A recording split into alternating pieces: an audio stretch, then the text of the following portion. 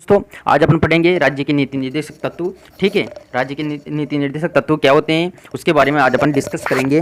ठीक है, तो राज्य के नीति निर्देशक तत्व का संविधान में आर्टिकल 36 से लेकर 51 तक इनका उल्लेख मिलता है राज्य के नीति निर्देशक तत्वों का। अब ये राज्य नीति निर्देशक तत्व होते क्या है देखिए दोस्तों, अपने मूल अधिकार पढ़े थे। ठीक है, तो मूल अधिकार और राज्य के नीति निर्देशक तत्व एक समान है। जैसे मान लीजिए वो जो मूल अधिकार थे, मूल अधिकार जब संविधान बनाया गया तो वो मतलब अति आवश्यक है, व्यक्ति के जीवन के लिए अति आवश्यक, इसलिए मूल अधिकार है और उनको लागू करना तुरंत ही आवश्यक है, वो होते हैं मूल अधिकार। और दोस्तों जो नीति निर्देशक तत्व होते हैं वो राज्य की इच्छा पर निर्भर करता है। ठीक है, इसके लिए आप मतलब कोर्ट पे जाके केस नहीं कर सकते और सरकार को बाध्य नहीं कर सकते कि नीति निर्देशक तत्व के जो अधिकार है उनको लागू किया ही जाए। ठीक है दोस्तों, और ये कहां से लिए गए हैं राज्य के नीति निर्देशक तत्व? आयरलैंड के संविधान से।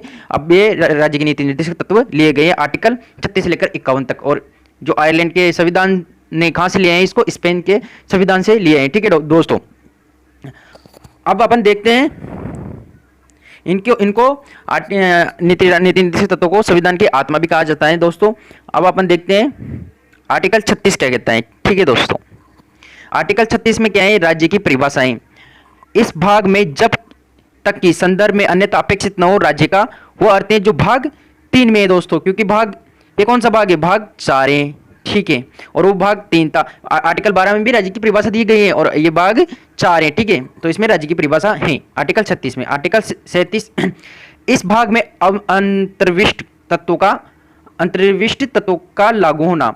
इस भाग में अंतर्विष्ट उपबंधों को न्यायालय द्वारा परिवर्तन नहीं किया जा सकता। मैंने दोस्तों कहा है कि आप राज्य के नीति निर्देशक जो तत्व है उनको लागू कराने के लिए राज्य को बाध्य नहीं कर सकते और न्यायपालिका की शरण में नहीं जा सकते, और जो मूल अधिकार होते हैं उनको लागू कराने के लिए उनके अनन्य होने पर आप न्यायपालिका की शरण में जा सकते हैं। किंतु फिर भी इसे अधिकृत तत्व देश के शासन में मूलभूत है और विधि में इस तत्व को राज्य का कर्तव्य माना गया है दोस्तों, कर्तव्य माना गया है राज्य के लिए, लेकिन वो राज्य बाध्य नहीं है कि वो उसको लागू ही करे। दोस्तों ध्यान रखना, जो नीति निर्देशक तत्व है ये किसके लिए है? राज्य के लिए, ना कि किसी व्यक्ति विशेष के लिए। ठीक है दोस्तों, अब आर्टिकल 38 क्या कहता है? राज्य लोक कल्याण की अभिवृद्धि के लिए सामाजिक व्यवस्था बनाएगा। ठीक है, आर्टिकल 38 कहता है राज्य लोक कल्याण की अभिवृद्धि के लिए सामाजिक व्यवस्था बनाएगा। ठीक है, राज्य ऐसी सामाजिक व्यवस्था की जिसमें सामाजिक, आर्थिक और राजनीतिक राष्ट्रीय जीवन की सभी संस्थाओं को अनुप्रमाणित करे, वर्ष प्रभावी रूप से स्थापित, संरक्षण और लोक कल्याण की अभिवृद्धि का प्रयास करेगा। ठीक है राज्य।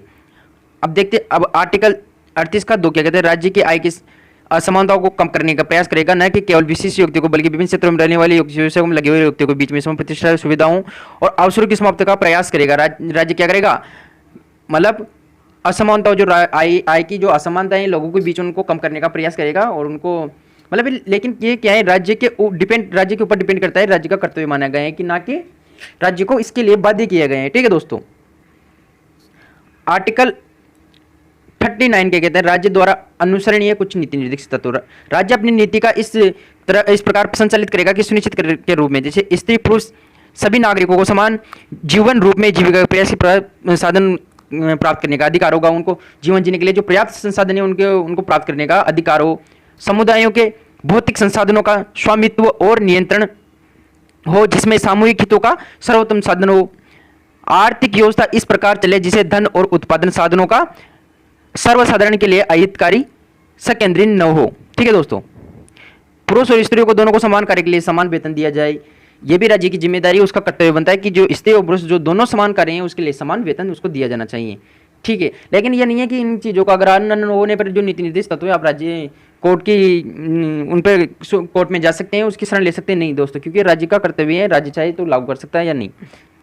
पुरुष और स्त्री कर्मकारों को स्वास्थ्य और शक्ति तथा बालकों की सुकुमार अवस्था और दुरुपयोग न हो। आर्थिक अवस्थाओं से विवश होकर नागरिकों को ऐसे रोजगार में न जाना पड़े जो उनकी आयु और शक्ति के अनुकूल न हो। ठीक है, बालकों और स्वतंत्र गरिमाओं वातावरण के स्वास्थ्य विकास के अवसर सुविधाएं दी जाए और बालक और अल्पसंख्यक व्यक्तियों की शोषण और नैतिक आर्थिक प्रशिक्षण की रक्षा हो।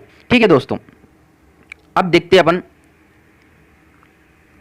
39 का ए, समान न्याय और निःशुल्क विधिक सहायता। समान न्याय और विधि सहायता दोस्तों, जो ए बी और जो ख ग जो जोड़े हुए होते हैं अनुच्छेदों में बाद में जोड़े गए होते हैं। ठीक है, मतलब राज्य ये सुनिश्चित करेगा कि विधि तंत्र में काम करे और इस अवसर पर आधार पर न्याय सुलभ हो। मतलब कहने का मतलब दोस्तों ये है कि सरकार आपको निःशुल्क विधिक सहायता देगा, कानूनी सहायता देगा। ठीक है दोस्तों, अब देखते हैं आर्टिकल 40। आर्टिकल 40 कहता है ग्राम पंचायत का संगठन, जो ग्राम पंचायत की स्थापना होती है, राज्य ग्राम पंचायतों का संगठन करने के लिए कदम उठाएगा और ऐसी शक्तियों और प्रत्यधिकारों को प्रदान करेगा जो उन्हें स्वायत्त शासन की इकाई के रूप में महत्वपूर्ण आवश्यक हो। दोस्तों ये क्या था, ग्राम पंचायतों का गठन था, लेकिन ये किसमें है, नीति निर्देश तत्वों में, मतलब सरकार चाहे तो इनको लागू करे या ना करे। तो दोस्त उस पर क्या होगा, तो विवाद हो गया था गांधी जी और डॉक्टर बी आर अम्बेडकर। मतलब गांधी जी तो पंचायत राज के समर्थक में थे, उनको लागू करने, और डॉक्टर अम्बेडकर इसके समर्थक में नहीं थे। और दोस्तों लेकिन अब ये संवैधानिक इकाई भी बन चुकी है ग्राम पंचायत, और इसको लागू कहाँ से किया गया था, राजस्थान से किया गया था। ठीक है दोस्तों, लेकिन ये यहाँ जब शुरू में बना था आर्टिकल 40 में, तो इसको नीति निर्देशक तत्वों में डाला गया था। जो राज्य पसंद करे, हाँ उसको लगे कि ग्राम पंचायतों का गठन आवश्यक है, तो उसको लागू कर सकता है, लेकिन उसके लिए वो बाध्य नहीं है। ठीक है दोस्तों।